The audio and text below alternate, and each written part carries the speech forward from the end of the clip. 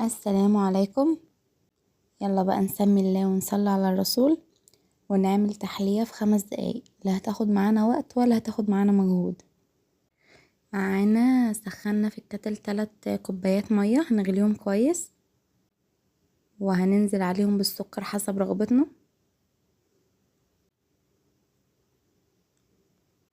وهننزل عليهم ب3 بواكي جيلي. مستخدمة هنا جيلي فراولة. طبعا في أطعمة كتير من الجيلي، فهاتوا الطعم اللي تحبوه. احنا اكتر طعم بنحبه هو بتاع الفراولة. دول ال3 بواكي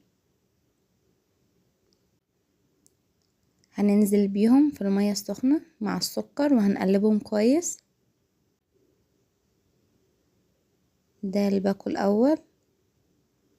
بواكي الجيلي دي ما ينفعش ما تكونش موجودة في التلاجة عندي، لان الاطفال عندي بتحبها، وانا اصلا بعملها بكذا طريقة، يعني بتبقى حلوة قوي قوي قوي تورتة الجيلي. وبستخدمه برضو في التشيز كيك، بيبقى تحفة. وممكن اعمله في كبات كده بالفواكه.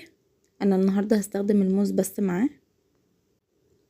كده احنا خلاص نزلنا بالبواكي، هنقلبهم بقى كويس مع بعض لحد ما الجيلي والسكر يختفوا في المية.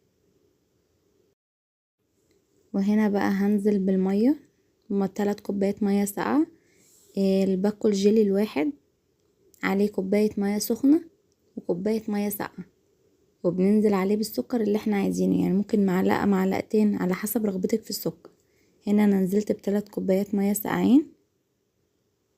وهنا بقى هقطع الموز، برضو بتقطعي التقطيعة اللي انت عايزاه، ولو عندك اي نوع فاكهة ممكن نستخدمه عادي، بس هو بيبقى احلى عموما بالموز.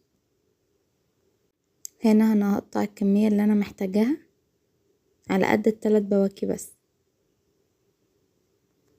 وما ينفعش نستخدم الموز يكون مستوي كده، ما ينفعش خالص، لان شكله بيبقى مش كويس. ولا ينفع نستخدمه اخضر، لان ده كان اخضر فاستنيت شوية لحد ما اطرى. الاخضر بيكون حادق فبيخلي الطعم مش لطيف. هنا انا كنت صبيتهم بقى في الكاسات دي، وهكمل بقى باقي الكمية في الكاسات دي كمان. هنحط الموز وبعد كده هنزل بالجيلي، وبنسيبه بقى، هنسيب الكاسات دي تبرد لحد ما توصل بدرجة حرارة الغرفة، وبعد كده ندخلها التلاجة. الافضل ان احنا نسيبه ليلة كاملة في التلاجة، ولو مستعجلين عليه ممكن يقعد من 5 ل6 ساعات ويكون جاهز على الاكل على طول. ويا سلام بقى لو عاملين معاه كاستر. انا ساعات بعمل كاستر، وبعد كده بحطه في الكاسات الاول واسيبه يبرد، وبعد كده بنزل عليه بالجيلي، وبيدخل التلاجة وبيطلع جاهز على الاكل، بيكون تحفة. الاطفال بتحبه برضو جدا. تحلية سريعة ما بتاخدش 5 دقايق ولا هتاخد منك مجهود، وتاكلي احلى جيلي بألف هنا. يلا بقى شجعوني بلايك للفيديو واشتراك للقناة.